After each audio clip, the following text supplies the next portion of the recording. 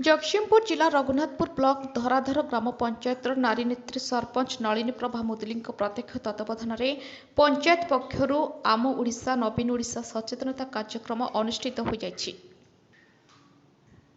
एथिरे अजय कुमार दास सभापतित्व करथिले। ब्लॉक अध्यक्ष लक्ष्मी बेहरा मुख्य अतिथि भाव जोग देथिले।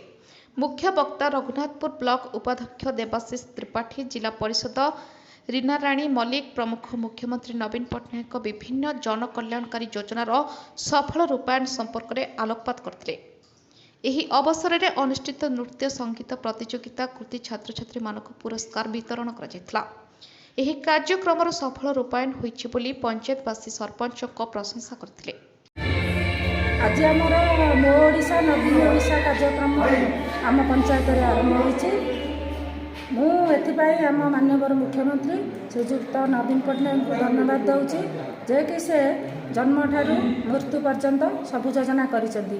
एमिति कि आमर माँ पेटर पिलाटी रहिला बेलू सबु तापाई कि सबु व्यवस्था करचंती।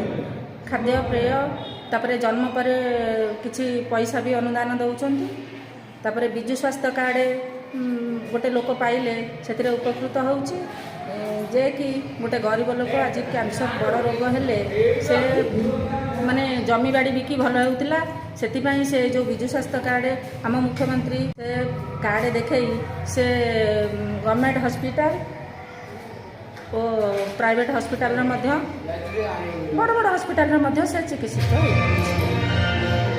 तापरे हमर पिला मानक पई कि 5T स्कूल कले आम मुख्यमंत्री। तापरे आम बाध्यक भत्ता 500 पाउथिले ताकू बढ़ाई 1000 कले। जो माने 700 पाउथिले ताकर 1200 कले। जो माने 1400 पाउथिले जो माने 1200 पाउथिले ताकर 1400 कले। तापरे हमर इंग्लिश मीडियम रे पिलाटी पढ़ी पार नथिला, गरीब पिलाटी, सेति भाई आम मुख्यमंत्री।